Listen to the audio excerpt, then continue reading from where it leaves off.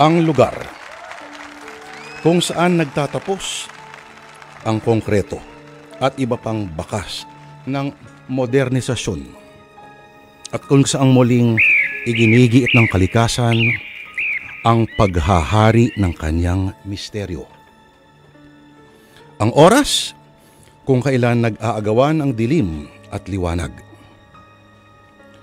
Sa pagbagsak ng gabi, doon daw mga kapatid, lumalabas sa mga kakahuyan ang mga diwata at iba pang mga engkanto. Sila raw ang mga tunay na nagtatanod sa mga kagubatan. At malas lamang ng sino mga has na mapadpad. Lalo na mga lalaki. Mga kapatid, madali raw sa sino mang lumaki sa syudad na pagtawanan lamang ang sa tingin nila ay mga katawa-tawang mga pamahiin at kwentong albularyo. Mula pa noon ng panahon, pero sa ating kwento ngayon, na Lunes ng Kababalaghan, ang pagkawala ng isang dalaga ang maging sanhi ng paghila sa ilang mga tauhan papunta sa isang mahiwagang mundo.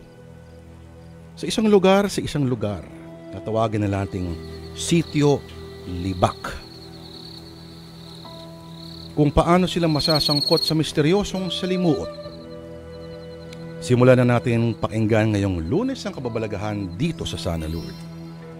Ang mutya ng kagubatan.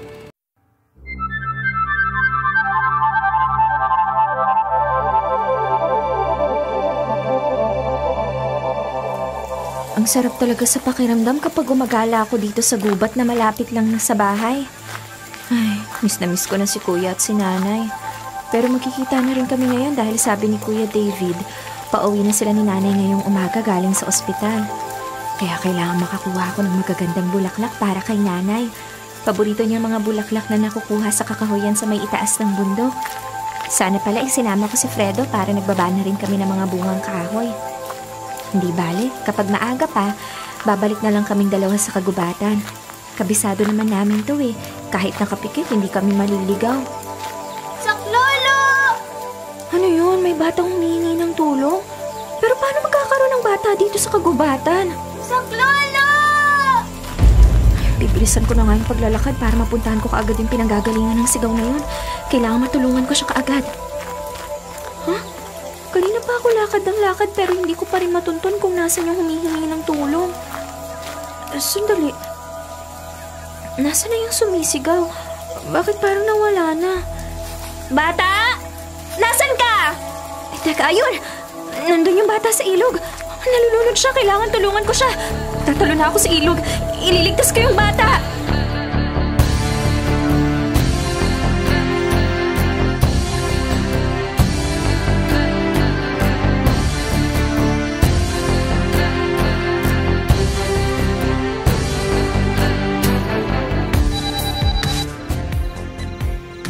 Hello? Oh, Fredo, pinsan.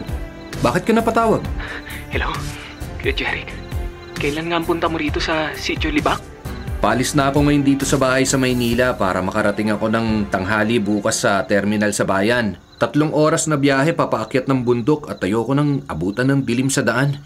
Baka bukas ng hapon, nariyan na ako. Sige kuya. Hintayin kita sa may sakayan ng tricycle bukas. I-text mo ako kapag malapit ka na ha.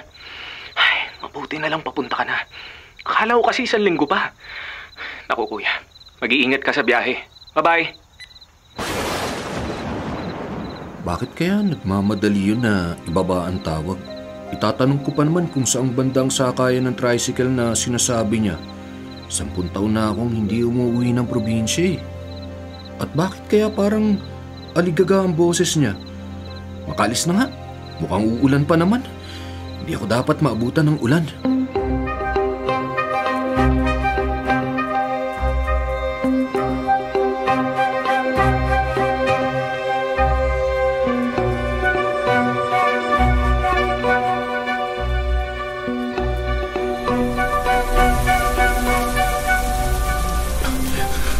Kung kailan ko naman kailangan, saka naman nasira ang earphones ko. Wala rin akong dalang earplugs. At kahit nakapikit ang aking mga mata, naririnig ko pa rin ang malakas na ulan. Kaya naninikip ang dibdib ko. Kailangan mapakalma kong sarili ko. Hindi maaaring umatake ang anxiety ko habang nasa biyahe. Hihinga ako ng malalim. Pipilitin ko maging kalmado. Pipilitin ko dahil hindi ako dapat himatayin dito. Tuwing maririnig kong tunog ng ulan, sumasagi sa isip ko ang gabing yun. 6 na buwan na nakakalipas. Ang gabi ng aksidenteng kumitil ng buhay ng pinakamamahal kong si Merla. Ang tanging alaala ko na lang kay Merla ay itong suot kong kwintas na may batong tinatawag niyang anting-anting na mula pa raw sa kabundukan sa bayan namin. Itong kwintas na ito na ipinasuot niya sa akin ng gabi bago ang aksidente. Merla, kung nasan ka man, sana mapatawad mo ako na hindi kita nailigtas. Mahal na mahal kita. Sana matahimik ka na sa kabilang buhay. Kahit na ako ay miserable pa rin at naghihirap ang kalooban simula pa nung iwan mo ko.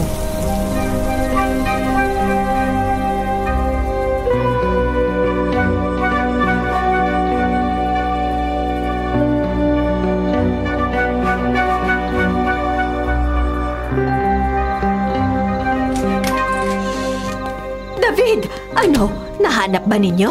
Nay, wala po talaga. Ginalugad na namin ang buong sityo at ang kagubatang malapit dito sa atin. Pati ang mga tanod at ang ibang mga kalalakihan tumulong na sa paghahanap. Pero wala po talaga. Diyos kong mahabagin. Saan napunta ang anak ko? Soraya! Nasaan na ang anak ko? Fredo, pakikuha ng tubig para kay nanay. Paiinumin ko ng gamot pampakalma. Mabuti at narito lang sa ibabaw na lamisita sa sala ang mga gamot na galing sa ospital. Sige kuya. Nay, makakasama po sa inyo yan. Mahina ang puso ninyo. Kagagaling lang natin sa ospital. Ngayong nawawala ang anak ko, sana mamatay na lang ako. Ay. Umasa pa naman akong pag-uwi ko ay magkikita na kami. Ngunit wala pa siya. Ang dibdib ko! Naninikip ang dibdib Nay! ko! Nay! Fredo, ang tubig! Kuya, eto. Nay, eto ang gamot mo. Inumin mo muna.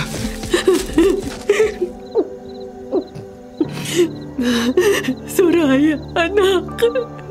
Kung nasan ka man, sana iligtas ka. Umuwi ka na.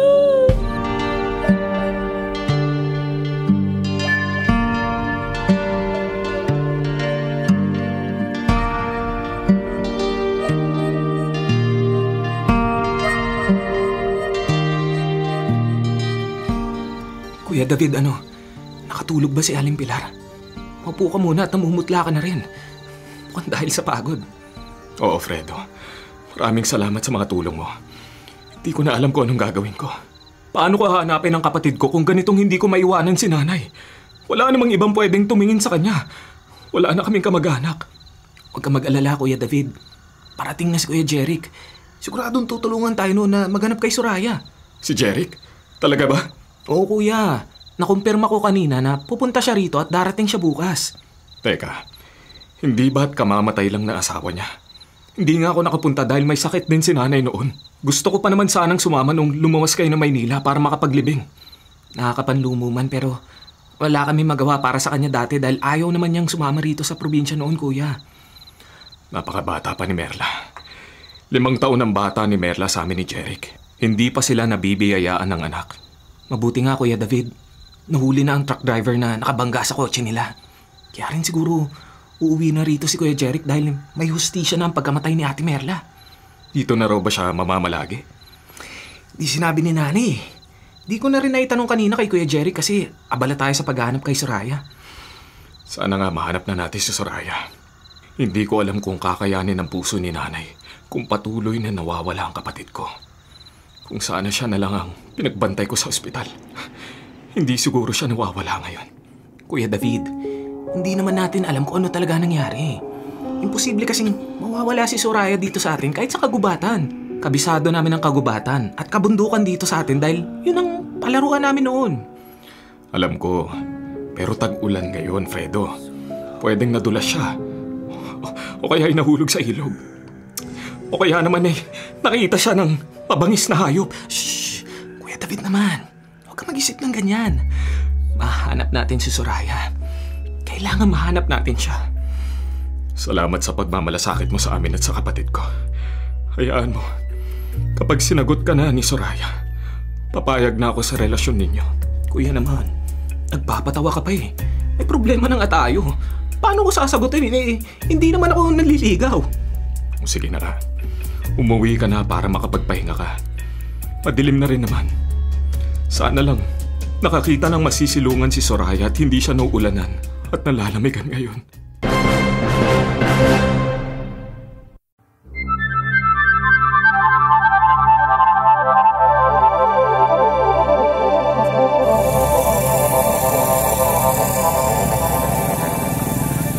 Kuya Jeric! Wow, nandito ka na kaagad sa babaan ng jeep ah. Halos kakasend lang ng message ko sa'yo ah. Hindi mo naman sinabing mahirap palang signal dito. Naghintay na talaga ako rito. Tinansya ko ang oras ng dating mo. Signal? Oo. Yung network mo nga pala, mahina ang reception dito sa atin. Bumili na lang tayo ng SIM card na gagamitin ko rito sa probinsya. Sige kuya. Akin na nga pala yung bag mo. Huwag na, kaya ko na to. Akin na kuya. Oy, sige, kung mapilit ka. Ito talaga. Ang kunti naman ang dala mo. Yung duffel bag at backpack lang. Kala ko ba dito ka natitira? Sino naman ang may sabi niyan? Magbabakasyon lang muna ako. Pero kapag naaprubahan ng aplikasyon ko na magtrabaho dito sa atin, baka dito na nga lang ako manirahan. Naku, wala namang kaso kung dito ka na lang. Para magkakasama na tayo. Wala ka na may ibang kamag-anak sa Maynila dahil wala na si ate. At sorry kuya, ang tatal ko talaga. Hindi ka na nga. Nagugutom na ako. Terminal to ng tricycle, hindi ba? Bakit mo ng tricycle? Kaalis-alis lang ni Mang Romeo pero may pabalik na rin yan. Oo yun di ba? May paparating ng tricycle. Teka, bakit ka nga pala balisa kagabi nung tumawag ka sa akin? Kikwento ko na lang pagdating natin sa bahay, kuya.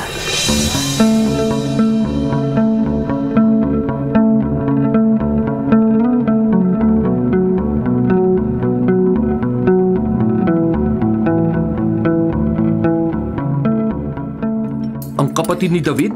Si Soraya nawawala? Hindi ba yun ang kababata mo? Oo, kuya. Hinanap uli namin siya kanina.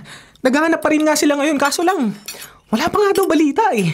Sinananay nga naroon ngayon kina Aling Pilar kasi tumutulong si Kuya David sa pag-aanap ngayon. Pero bakit hindi ka kasama ni Soraya nung umagang yun? Hindi ba lagi kayong magkasama? Tanghali na kasi ako nagising. Pagpunta ko sa bahay nila, wala nang tao. Hanggang sa dumating na sina Aling Pilar at Kuya David galing ng ospital, hindi pa rin bumabalik si Soraya. Bakit hindi mo sinundan? Baka nagpunta ng kagubatan yun. Yun na nga. Hinahanap namin kaagad ni Kuya David pagdating nila. Nagpatulong na nga rin kami sa lahat ng kalalakihan dito sa atin. Kaso, wala talaga eh. Kahit bakas ng dinaanan niya sa kakahuyan, wala kami nakita.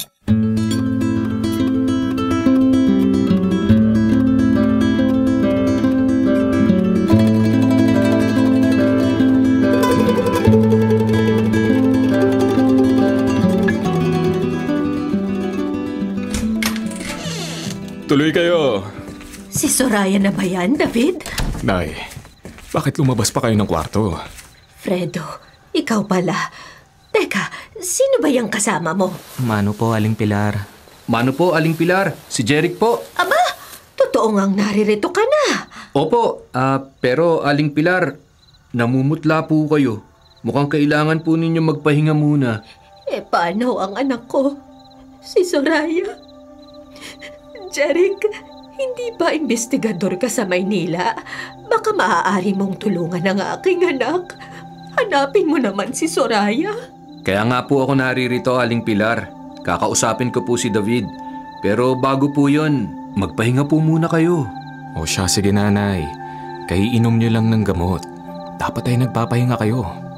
Fredo, samahan mo naman si nanay muna sa kwarto. Mag-uusap lang kami ni Kuya Jeric mo sa labas.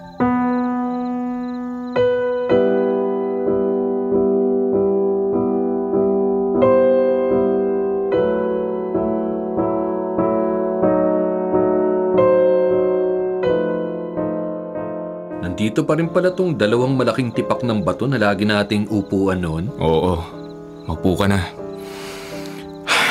Pasensya ka na. Hindi ako nakaluwas noong naaksidente kayo. Nagkataong ospital din si nanay noon. Naiintindihan ko naman. Kumusta ba si Aling Pilar? Balita ko, kalalabas nyo lang ng ospital at hindi na dinatnan dito si Soraya kahapon. Oo, sising-sising nga ako. Sana isinama na lang namin siya doon sa ospital o kaya naman ay siya na lang ang pinagbantay ko kay nanay. Wala namang may gusto na nangyaring to. Tutulong ako maghanap. Ipaubaya mo na sa akin to. Mag-focus ka na lang sa nanay mo. Mas mabuting naririto ka para pakalmahin na talagaan siya. Maraming salamat, Jeric. Maraming salamat sa inyo ni Fredo sa pagmamalasakit ninyo sa amin. Wala yun. Kung kailan 30 na tayo, saka pa tayo nagkakadramahan ng ganito. Maiba nga tayo. Pare. Ano bang itsura ng bahay ninyo nung umuwi kayo kahapon? May kakaiba ba? Magulo bang bahay? Hindi naman. Wala naman ako napansin na kakaiba sa karaniwan. Mukhang maayos nga naman ang lahat eh. May naisip ka bang dahilan ng pag-akyat ni Soraya sa kabundukan? Sa kakahuyan? Isipin mo mabuti. May kulang ba sa bahay ninyo na kailangan niyang kunin sa kakahuyan? May flower vase sa ibabaw ng lamesita kahapon pero walang lamang bulaklak. Bulaklak. Baka yan ang dahilan. Tama ka dyan. Baka kukuha ng bulaklak si Soraya para kay nanay. Ang gustong bulaklak kasi ni nanay ay galing sa kakahuyan. Tama! Baka yun nga! Sige. Pupuntahan namin bukas ni Fredo ang lugar ng mga bulaklak na sinasabi mo.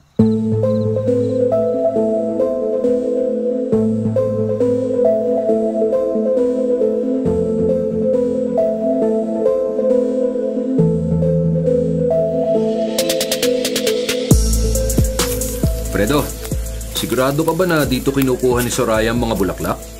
Ang daming puno dito at ang yayabong ng mga dahon. Oo, Kuya Jeric. Siguradong sigurado ako. Maraming puno pero walang kahit anong halaman dito. Kahit damo, wala. Nakapagtataka, di ba? Noong 1 linggo lang, nangahoy pa kami ni Soraya dito ng panggatong at nakalatag ang mga damo at halamang puro bulaklak. Nanguha pa siya ng mga bulaklak para gawing dekorasyon sa bahay nila. Hindi naman basta-basta mabubunot ang mga halaman, Fredo. Baka hindi rito ang tamang lugar. Sigurado talaga ako na dito yun, Kuya. Shhh! Fredo, Kuya. naririnig mo ba yun? Halika, magtago tayo dun sa malapit na puno. Tara, Kuya. Mabuti na lang. At makakapal at malalaki ang mga puno rito. Madaling magtago. Parang baboy damo ang tunog na yun, ano, Kuya? Pero hindi ba wala ng baboy damo dito sa kagubatan na to? Sabi nga nila, endangered species na raw yun kahit dito sa lalawigan natin. Yun nga rin ang alam ko, Kuya. Papalapit ng papalapit ang tunog. Pero hindi ko naman nakikita kung nasaan. Ayun, Fredo. Uy, may gumagalaw dun sa may malaking puno sa gawing kanan natin. Pagtago na lang muna tayo rito. Nakikita ko nga. Pero parang ang laki namang baboy. Huwag kang maingay. Baka marinig tayo. Teka, ang laki nga. Itim na itim ang panahipot, kakaibang laki nito kaysa sa karaniwan. Nakapagtataka na biglang may baboy damo dito, ano? Nagpipiknik pa nga kami ni Soraya dito sa lugar na to noon na marami pang mga bulaklak. Wala namang lumalapit na kahit ano. Puro insekto nga lang eh. Fredo, bigla nawala. Oo nga no. Makita mo yun, Kuya? Tila bula na biglang naglaho. Mamalikmata lang ba tayo? Hindi ko rin alam pero nakakagulat na dalawa tayo nakakita. Kuya Jeric, dami palang kapapalagan dito.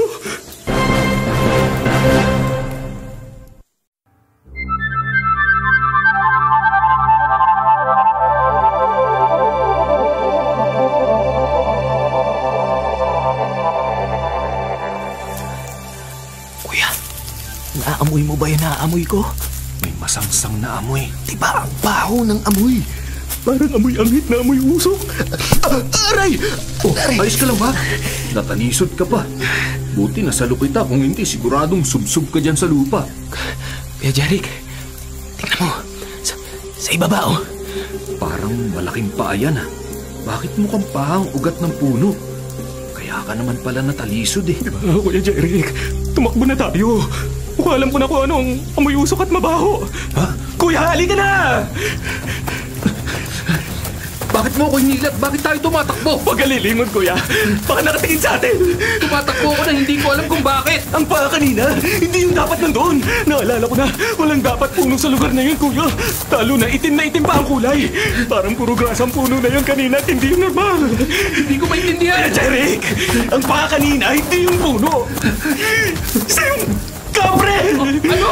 Kung ganun, mas bilisan pa natin ang pagtakbo, Fredo!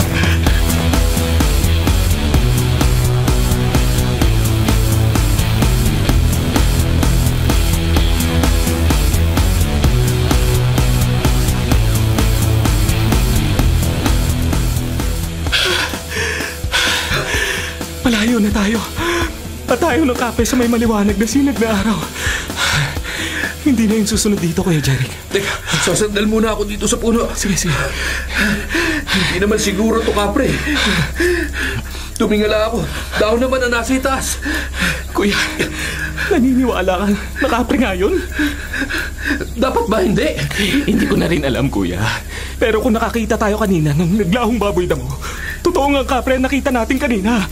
Mausok doon kahit na wala namang sigaw o apoy at ang sabi nila, mabaho raw at masangsang ang amoy ng kapre. Sayang, hindi natin nakita yung tsura. Nakakatakot kayo, Jeric. Ano ba nangyayari sa kagubatang ito? Hindi kaya may kinalaman ng mga kababalaghang ito sa pagkawala ni Soraya, Fredo? Kuya, hindi ko rin alam. Pero kung nakakita tayo kanina ng naglahong baboy damo, totoo nga kapre nakita natin kanina. Mausok doon kahit na wala namang siga o apoy. At ang sabi nila, mabaho raw at masangsang ang amoy ng kapre. Sayang, hindi natin nakita ang itsura. Nakakatakot kayo, Jeric. Ano ba nangyayari sa kagubatang ito? Hindi kaya may kinalaman ng mga kababalaghang ito sa pagkawala ni Soraya, Fredo? Oo, hindi ko rin alam. Pero may alam akong pwede makatulong. Baka pwede natin siyang puntahan para magtanong. Sige, puntahan na natin. Alam ko, dito yung nakatira. Malapit dito, kuya. Dito sa kagubatan? Oo. Halika nga, hanapin natin. Kung tama ang pagkakatanda ko, mga 30 minutos na lakaran papunta sa lugar ni Aling Puring. Yung manggagamot at manghuhula bang sinasabi mo? Oo, kuya. Oo, siya nga. Buti na alala mo pa siya. Sigurado ka bang tutulungan niya tayo? Hindi nakikipagkita sa ibang tao. Lalo na kung dayo. Lalo pa ngayon na kasama mo ako. Kuya, hindi ka naman dayo rito sa lugar natin. Nanirahan ka lang sa Maynila pero taga rito ka naman. At dito ka lumaki. Sige na, halika na, kuya.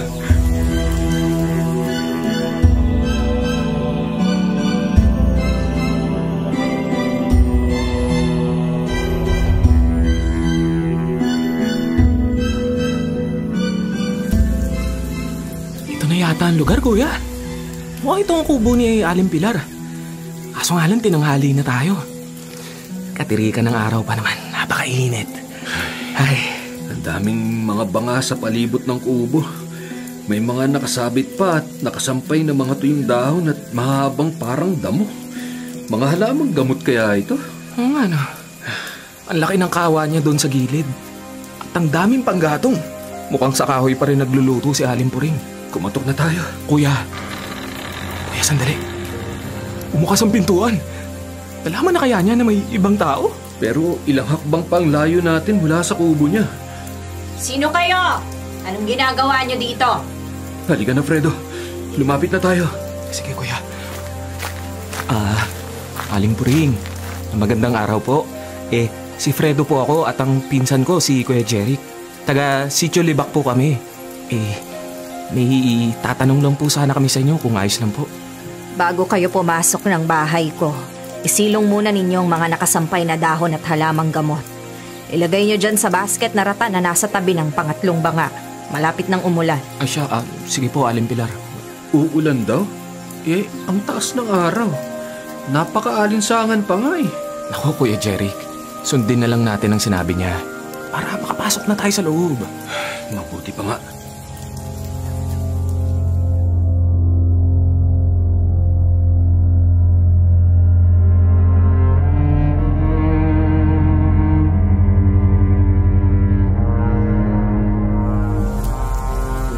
Puring, eto na po ang mga nakabilad na dahon at mga halamang gamot. Nailagay na po namin dito sa rata na lalagyan, ha. Ilapag nyo rin yan sa lamesa malapit sa pintuan. May mainit na inumin akong inihanda para sa inyo. Kung iinumin ninyo. Maraming salamat po. Iho, maupo ka at malapit ng umulan. Tumalikod ka na lang sa bintana para hindi mo makita na umuulan na. Wala akong magagawa sa tunog ng mga patak nito, ngunit makakatulong ang ipapainom ko sa inyo para kumalma ang pakiramdam mo. Paano niyo po nalaman? Hindi man ito mawawala ng tuluyan dahil kahit ang anting-anting na suot mo ay walang magagawa sa sariling takot na bumabalot sa iyong puso. Paano niyo nga po nalaman, Aling Puring? Nalaman ng ano, kuya? Ano? Paano ko nalaman na may trauma ka sa ulan? Alam, kuya, dahil ba yun sa aksidente? Opo. Alam ko na rin kung bakit kayo naririto. Pero hindi ko kayo matutulungan. Ano, bakit naman po? Dahil hindi nawawala ang hinahanap ninyo. Naririto lang siya. Oh, dito po sa bahay ninyo? Wala siya rito sa bahay ko.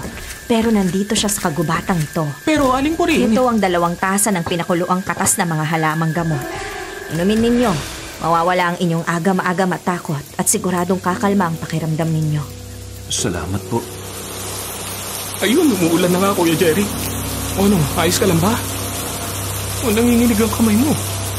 Kuya, inumin mo na yung binigay ni Aling Puring para kumalma ka.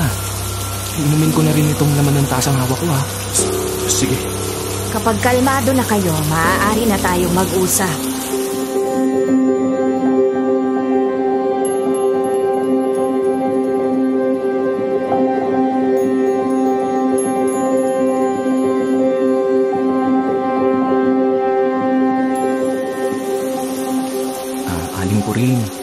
Hihingi po sana kami ng tulong sa inyo para mahanap ang kaibigan namin at kabaryo, si Soraya po. Hindi ba't nasabi ko na kanina na hindi ko kayo matutulungan dahil hindi naman nawawala ang hinahanap ninyo.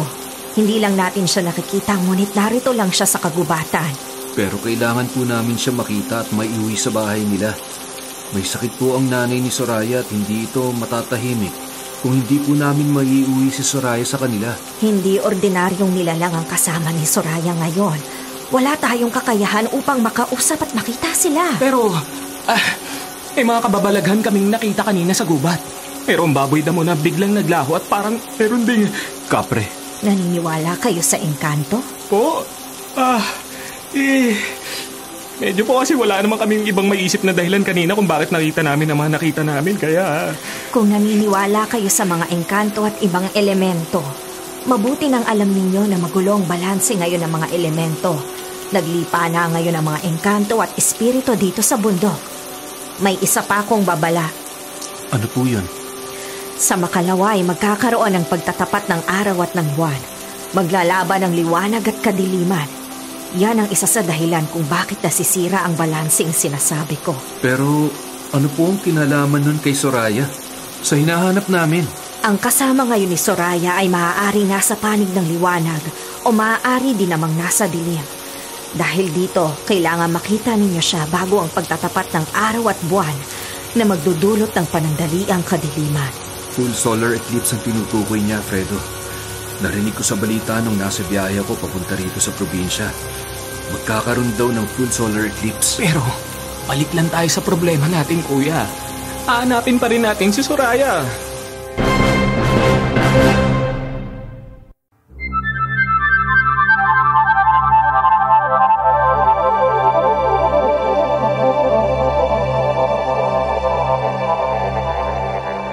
Jeric, bakit mo ako pinalabas dito?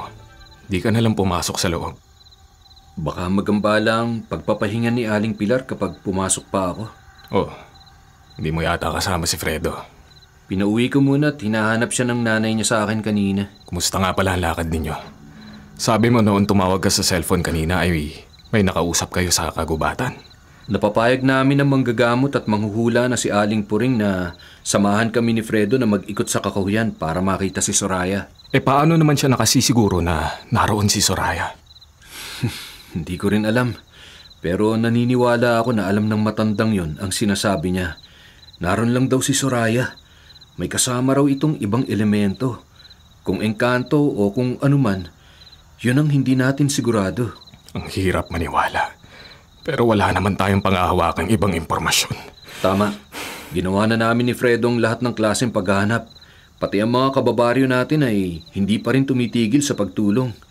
Ngunit wala pa rin nangyayari.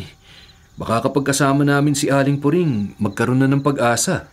Sa lugar natin na maraming naibabalitang kababalaghan, ang tanging magagawa lang natin ay ang umasa na ito nga ang tamang paraan para makita ang kapatid ko. Kailangan makita natin si Soraya bago ang full solar eclipse sa makalawa. Kapag hindi, baka mas mahirapan tayong makita ang kapatid mo. Kung makakasama nga lang ako sa inyo, Jeric. Mas kailangan ka ng nanay mo dito. Ako, Jeric. Maraming salamat sa malasakit ninyo ng pinsan mo. Teka nga pala, maalala ko lang. Nabanggit mo kanina na meron kaming kailangan ibigay. Kailangan namin ng buhok ni Soraya. Meron ka ba diyang hairbrush niya? Kailangan din ng damit na huli niyang sinuot bago siya nawala. At ang pinaka-importante, ang larawan ni Soraya. Hahanap ako. Dadalhin ko na lang sa bahay ninyo mamaya. Teka nga pala. Saan ka pala tumutuloy? Kina Fredo muna ako nakikituloy. Yung lumang bahay namin ay hindi pa naayos. Mas gusto rin ng tiyahin ko na kasama nila ako sa bahay. Ayan, mabuti naman. Akala ko ay mag-isa ka sa bahay. Uuwi muna ako. Balitaan mo ako kapag nakumpleto mo na mga kailangan. Maaga kaming aalis ulit bukas at pupunta sa kubo ni Aling Pilar. Naubusan na tayo ng oras. Alam ko. Sana ay maging matagumpay ang gagawin ninyo. Maraming salamat uli. Saka ka na magpasalamat kapag nakita na natin si Soraya.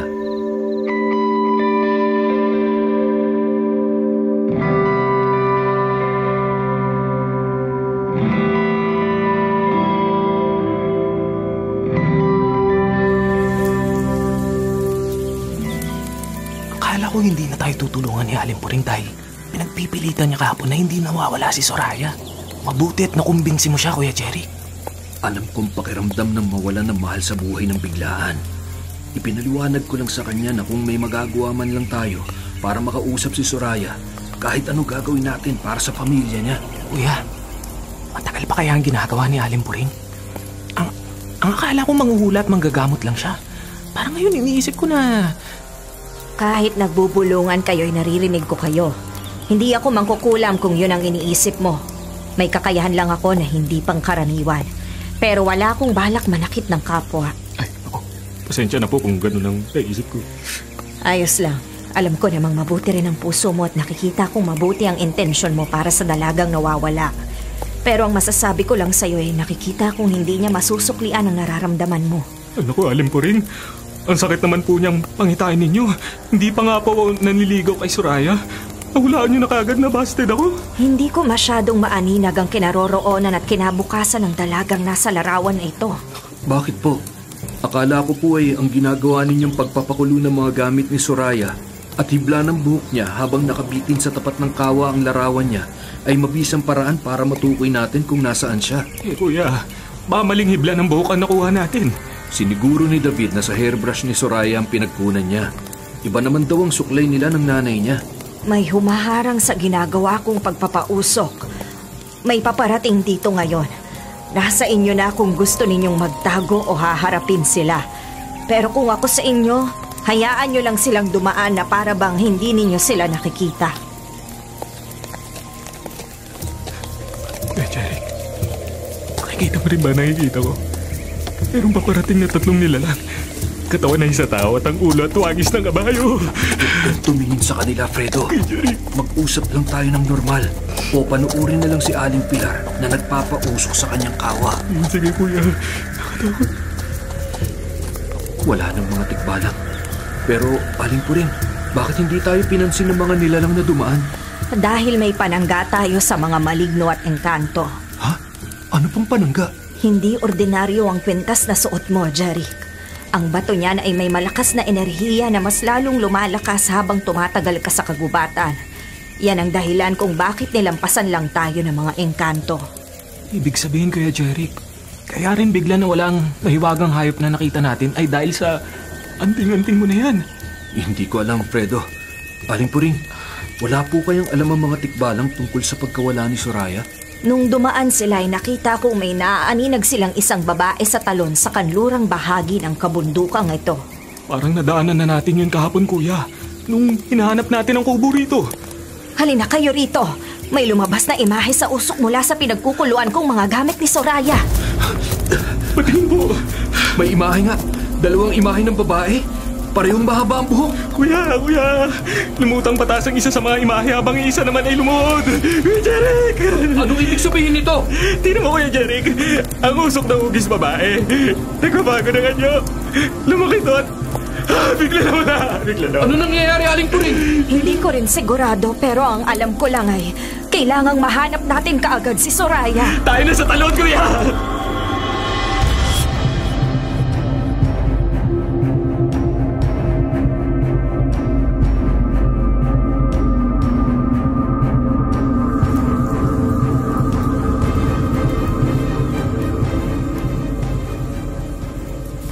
Ang bilis maglakad ni Aling Puring ha. Parang hindi pa siya senior citizen. Oo nga. Nakakahanga para sa isang matandang kagaya niya na makipagsabayan sa mga batang tulad natin sa akyatan at lakaran. Hindi mo naman sinabi na paakyat pa lang papunta ng waterfalls.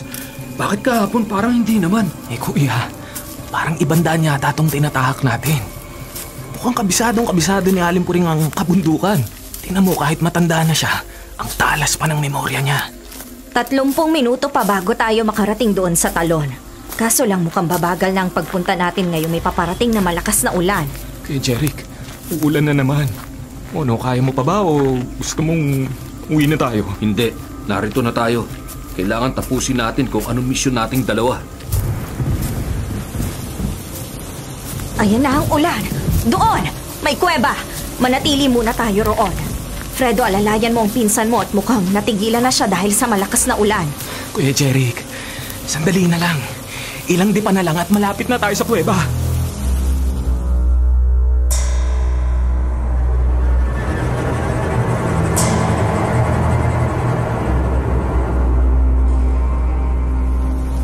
Kuya, upo ka muna dyan sa gilid. Titingnan ko kung may pwede tayong magamit na kahoy para magsindi ng bonfire. Malakas masyadong ulan at basa na tayong tatlo kanina. Teka lang, saan na si Aling Puring? Fredo, Kuya. may nakikita akong babaeng nakaputi sa likuran mo. Fredo! Si Aling Puring ba? Hindi!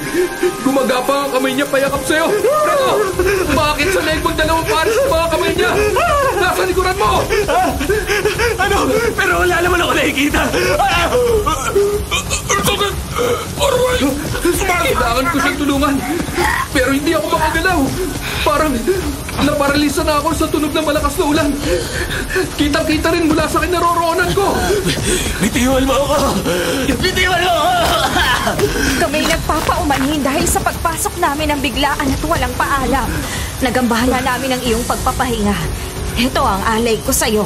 Panandali ang pagsilong lang ang aming gagawin. Tama ba ito nakikita ko? May dalang puta si Aling Puring at inialay niya yun sa may paanan ni Fredo. Unti-unting bumitaw ang 4 na kamay na nasa katawan at leeg ni Fredo.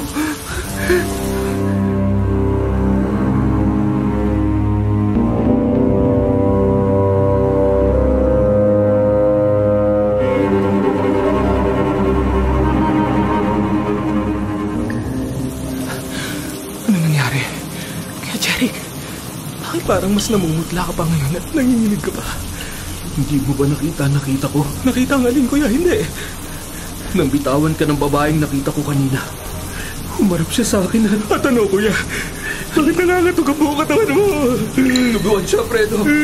At parang nakita ko si Merla. Pero paano, Kuya? Kung tumayo sa bukal sa akin kanina. Ligaw na kaluluwa yung nakasalamuhan mo kanina. Ginamit lang ng ligaw na kaluluwang yun ang takot at pighati sa puso mo, Jeric. Hindi yun si Merla. Huwag kang palilinlang. Pero bakit nakikita ko hindi nakikita ni Fredo? Dahil mas nakakakita ng mga kaluluwa ang mga taong nakaranasan ng kamatayan o ng muntikang pagkamatay. Kung nakakakita ako ng mga ganun, Aling Puring, pwede ko bang makausap ang kaluluwa ng asawa ko? Nasa kaluluwa ang kasagutan kung gugustuhin itong makausap ka rin. O ayan, tumila na sa wakas ang ulan. Tayo na't pumunta ng talon para malaman kung si Soraya nga ba ang nasa imaheng nakita natin kanina.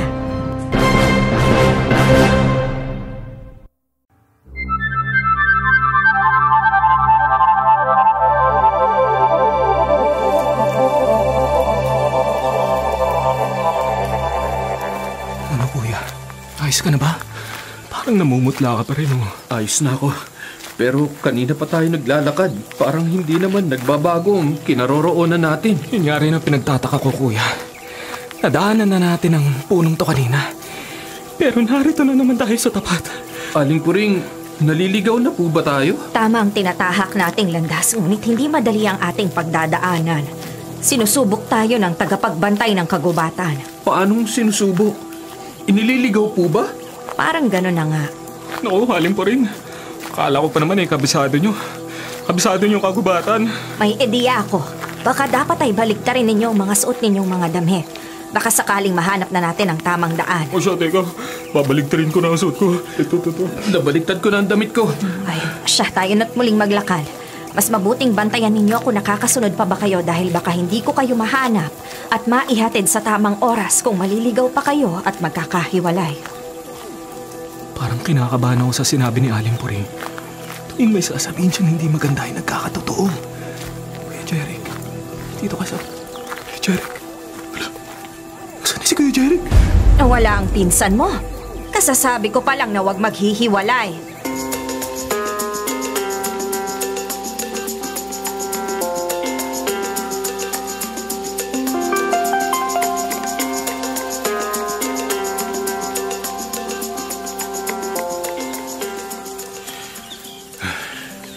Naubos na ang oras at pagod na ako sa paghahanap ng waterfalls na sinasabi ni Aling Puring. Pero hindi ko pa rin ito nakikita. Nasaan na kaya sina Aling Puring at Fredo?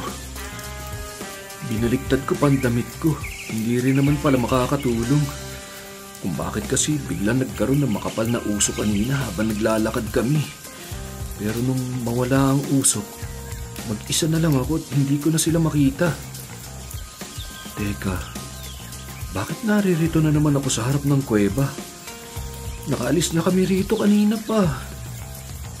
Jeric! Jeric! Halika rito!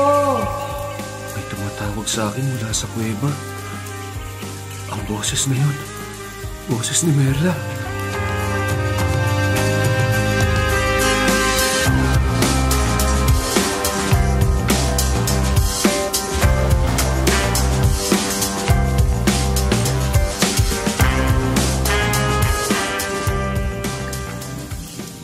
Jeric! Jeric! Nasaan na may-ari ng tinig na yun? Kanina pa ako naglalakad dito sa kuweba, ngunit hindi ko pa rin makita ang tumatawag sa akin. Jeric! Jeric! Nandito ako. Sino ka? Nasaan ka? Bakit mo ako tinatawag? Bakit mo ako pinapapunta rito? Matutulungan mo ba ako sa hinahanap ko? Nasaan ka? Biglang nawala ang boses na tumatawag sa pangalan ko. Pagod na ako. Bumibigat ang pakiramdam ng mga mata ko. Parang gusto ko matulog. Ay. Mauupo muna ako rito sa batuhan. Hindi ko kayang pigilan ang antok.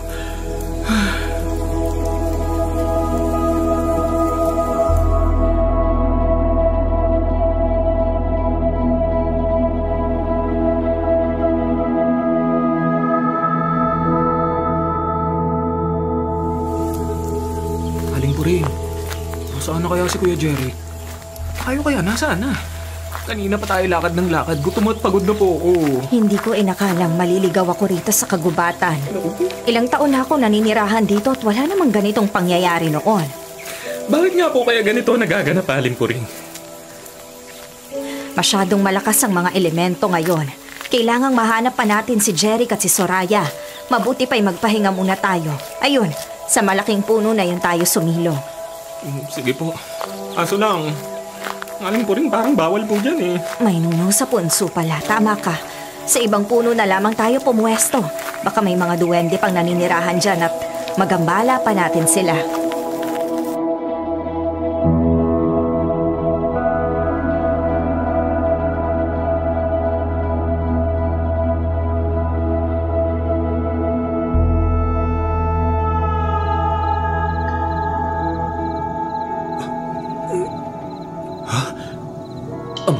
pagkatulog ko. Pasado 6:00 na ng gabi. Kaya naman pala madilim na rito sa loob ng kuweba. May kaunting liwanag na nagmumula sa mga bituin at buwan sa labas. Ngunit madilim pa rin. Gagamitin ko na lang ang flashlight ng cellphone ko. Nasaan na kaya sina Aling Puring at Fredo? Bumaba na kaya sila sa bayan dahil gumagabi na?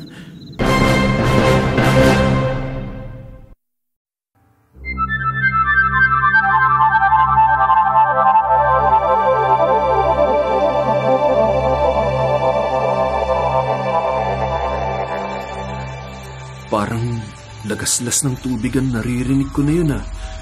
Hindi tubig ulan kundi isang talon. May waterfalls. Baka ito nang hinahanap namin ni Fredo at Aling Puring. Jeric? Jeric, ikaw nga! Kuya! Akala ko hindi na tayo magkikita. Fredo! Aling Puring! Mabuti na lang po at magkasama pa rin kayo. Matapos ang maghapong paglalakbay, nahanap din natin ang tamang daan papunta sa talon na ito. Nakapagtataka talaga na pagpatak ng saktong 6:00 ng gabi, biglang parang nagliwanag ang isipan namin ni Aling Puring kung paano mararating ang lugar na to. Ikaw, kuya, paano ka nakarating dito? Napadpad ako sa isang kuweba na parang yung pinanggalingan natin kaninang umaga. Nakatulog ako tapos pasado 6:00 na nang magising ako. Jeric! Jeric! Naririnig niyo ba yun? May tumatawag sa pangalan ko. Wala akong naririnig. Ikaw po ba, Aling Puring? Jeric, boses yun ni Soraya. Magmadali ka, hanapin ang pinanggalingan ng tinig na iyon. Sige po. Bilisan na natin. Aling Puring, bakit po ninyo hinihila ang braso ko? Bakit kailangan ninyo akong pigilan na sundan si Kuya Jeric? Noong una ko kayong nakita ay nasa pangitain ko ng ito ay misyon na para kay Jeric. Fredo, kailangan siya lang mag-isa ang lumapit sa kung saan man ang lugar na iyon. Aling Puring, si Kuya Jeric, tumagos papunta sa loob ng talon.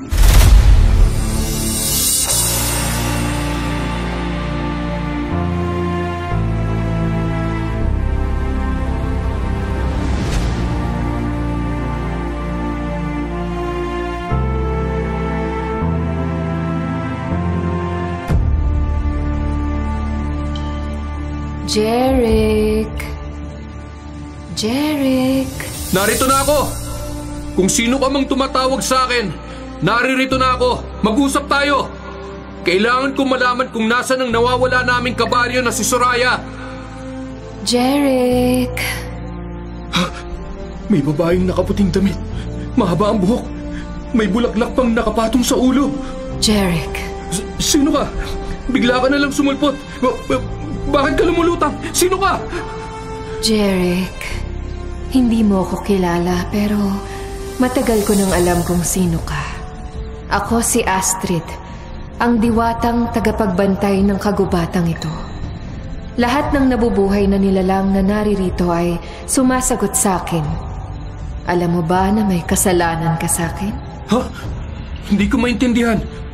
Anong sinasabi mo? Kinuha mo sa akin si Merla, Jeric. Ano? Bakit kilala mo asawa ko? Dahil si Merla ang dapat napapalit sa akin na tagapagbantay dito sa kagubatan matapos ang kamatayan mo, Jeric. Ang kwintas na suot mo ay galing sa akin. Paano nangyari yun? Nang ipasa niya sa iyo ang kwintas para iligtas ang buhay mo, isinuko ni Merla ang tsansa niyang maging diwata dahil kabilin-bilinan ko na para maging diwata ay dapat dito siya sa kagubatang ito babawian ng buhay. Alam ni Merla na mamamatay siya nung gabing yun? Kung aalisin niya ang anting-anting? Kung ano ang sinabi ko ay yun ang nangyari. Ikaw ang dahilan ng pagkamatay ni Merla, Jeric. At ikaw rin ang dahilan kung bakit si Soraya ang pumalit sa pwesto ni Merla. Nasa iyo si Soraya? Nasaan siya? Oo. Dahil wala nang tsansang mapalitan ako ni Merla, ay humanap ako ng papalit sa kanya. At yun ay si Soraya. Hindi nga ako nagkamali. 6 na buwan ko siyang minanmanan. Busilak din ang puso ni Soraya. Ano? Hindi siya nagdalawang isip na tumalon sa ilog upang sagipin ang isang batang nalulunod. Ni hindi siya nagtaka kung bakit merong hindi kilalang bata rito sa kakahuyan. Ibinigay niya ang buhay niya para lang mailigtas ang isang estranghero. Kaya siya binawian ng buhay? Oo, at hindi. Dahil isa yung pagsubok. Ako ang batang iniligtas ni Soraya. Nasaan si Soraya? Ngayon, naririto pa ang kaluluwa at katawan niya, ngunit kapag naging lubos na siyang diwata sa oras ng pagtatapat ng araw at buwan, mawawala na ang katawan niya at kasabay noon ang pagiging ganap ng kanyang transformasyon. Ibig mong sabihin, si Soraya ang gagawin mong bagong diwata ng kagubatang ito? Oo, si Soraya na ang papalit sa akin. Nang tinalikuran ni Merla ang landas na dapat ay para sa kanya, umasa pa rin akong babalik siya. Ngunit ngayong wala na siya, nangyari na ang dapat mangyari, Jeric. Huwag mo na sanang banggitin pa si Merla. Ang importante ngayon ay kung nasan si Soraya. Pinili ni Soraya ang tamang landas. Hindi na siya babalik pa. Si Soraya, hinahanap siya ng ina't kapatid niya. Hindi man lang siya nakapagpaalam. May namamatay bang nagpapaalam, Jeric? Ikaw, nakapagpaalam ba sa iyo ang iyong asawa? Pero sigurado akong gugustuhin din ni Soraya na magpaalam, lalo na sa kanyang ina na may karamdaman. Hindi na babalik si Soraya, Jeric. Ang tanging magagawa ko na lamang ay sabihin ang mga bagay na ito para tumigil na kayo sa paghahanap sa kanya. Nagagambala ang kagubatan sa dami ng taong humahanap kay Soraya. Pati ang mga engkanto ay naguguluhan na rin sa dami ng mga taong pumupunta rito. Hindi! Nakikiusap ako!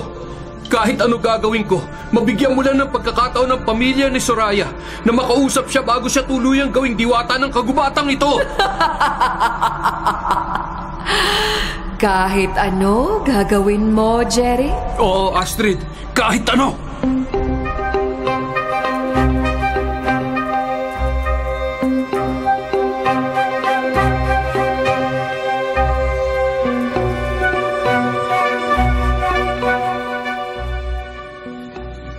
Aling Puring! Fredo! Kuya Jeric! Nakabalik ka na. Anong nangyari? Nahanap mo ba ang kailangang mahanap? Nakausap ko ang nilalang na may hawak kay Soraya. Isang diwata. Magmadali tayo pababa ng bundok. Kailangan madala natin dito si Aling Pilar. Tsaka si David bago sumikat ang araw. Pero naglipa na ang mga engkanto ngayon, Kuya Jeric. Kanina lang habang wala kay, nakarinig kami ng tinig na mga sirena. Maya-maya ay umawit sila. Kung hindi handa si Aling Puring at hindi kami nakapaglagay ng pantakip sa tenga, ay baka nakatulog na kami sa awit na mga yun. Hindi ko pwedeng sabihin kung bakit, pero kapag hindi natin nadala rito ang ina at kapatid ni Soraya bago ang oras ng eclipse, hindi na nila ito makakausap at makikita kahit kailan. Ah? Anong ibig mong sabihin? Hindi ko na makikita si Soraya? Hindi ko ba siya pwede makausap? Wala nang panahon, Fredo. Kailangan gumawa tayo ng paraan para madala rito ng ligtas sina Aling Pilar at David kung gusto talaga natin makapagpaalam sila sa isa't isa. Tayo nang bumaba. Pero Jeric, bakit wala nang kwintas na nasa liig mo? Isinoli ko na sa tunay na may-ari. Kaya kailangan maging doble ang ingat natin dahil wala na akong pananggalang sa mga engkanto. Hindi ko masasabi kung aatakihin nila tayo ngayong wala ng proteksyon natin laban sa kanila. Kuya Jeric, may naririnig ako yabag na mapaa. Parang ang dami-dami nila. Tayo na, wala nang oras. Kung kailangan harapin ang mga engkanto at mga espiritu, gagawin ko para matupad ang misyon nating ito.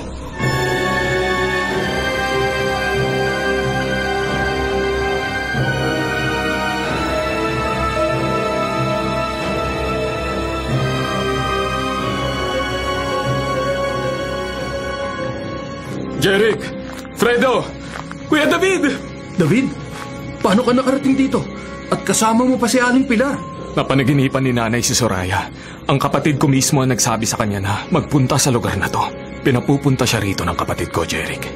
Mahirap ipaliwanag pero... Alam ko ang lugar na ito dahil minsan na rin kaming napadpad dito ng ama ni Soraya noon.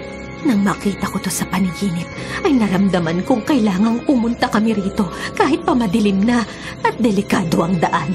Nakapagtataka nga na mabilis lang naming natunto ng lugar na to at hindi nahirapan si nanay na maglakad papunta rito kahit na may karamdaman na siya. Saan na natin pag-usapan kung paano kayo nakarating dito? Ang importante, naririto na kayo. Halina't sumama kayo sa akin. Kuya, hindi ba talaga ako pwedeng sumama? Fredo, mukhang hindi maaari ang iyong nais. Dito na lamang tayo at hintayin natin silang makabalik. Mabuti na lang at nakarating na sila rito. Hindi ko alam kung paano gagawin ko kanina. Hindi kaya sinusubukan na ako ng Diwata kung susundin ko ang kondisyon niyang isauli ang anting-anting na bigay ni Merla bago siya na maalam. Ang importante ngayon, magkausap sina David, Aling Pilar at Soraya na magiging ganap ng Diwata pagsapit ng umaga.